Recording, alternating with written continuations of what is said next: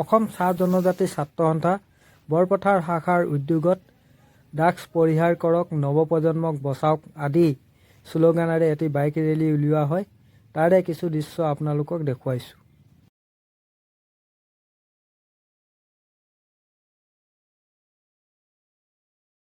সমগ্ৰ অসমতে যি ধৰণে ড্ৰাগছে গ্ৰাস কৰি উঠিছে, ড্ৰাগছে যি ধৰণে উঠি অহা নৱপ্ৰজন্মক শেষ কৰি পেলাইছে, তেওঁলোকৰ পঢ়া লিখা পৰিয়াল সকলোকে তেওঁলোকে আজি বিপদমুখী কৰিছে আৰু নিজে বিপদে পৰাৰ উপৰি আনকো বিপদে পৰিচালিত কৰিছে। নিজৰ সমাজখনক, নিজৰ গাঁওখনক, নিজৰ জিলাখনক বিপদে পৰিচালিত কৰিছে।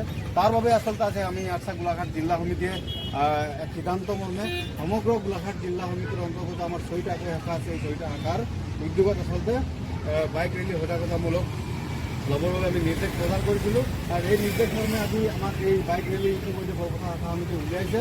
গতিকে বেছি বক্তব্য দীঘলীয়া নকৰি নৱপ্ৰজন্মই যাতে ড্ৰাগছ সেৱন কৰিব নালাগে, ড্ৰাগছ খাব নালাগে, ড্ৰাগছৰ প্ৰতি জড়িত হ'ব নালাগে, আমাৰ যিকোনো নিচাযুক্ত দ্ৰব্যৰ প্ৰতি যদি তেখেতলোকে আসক্ত হ'ব নালাগে, তাৰ প্ৰতি লক্ষ্য ৰাখি আমি আজি এটা মেছেজ দিম আৰু সকলোৱে দলে বলে একত্ৰিত হৈ আজি এটা আমাৰ বৰপথাৰ অঞ্চলত মেছেজ দিয়াৰ ব্যৱস্থা কৰিম আৰু আশা ৰাখিম সকলোৱে শান্তিপূৰ্ণভাৱে আজি এই ড্ৰাগছমুক্ত অসম গঢ়াৰ উদ্দেশ্যে বাইক ৰেলী সজাগতামূলক সভাটো নিশ্চিতভাৱে চলাই নিব বুলি মই আশা ৰাখিছোঁ আৰু বেছি দীঘলীয়া মই বক্তব্য নাৰাখি আজিৰ এই বাইক ৰেলী শুভ আৰম্ভণি মোক কৰিলোঁ বুলি মই ঘোষণা কৰিলোঁ। ধন্যবাদ।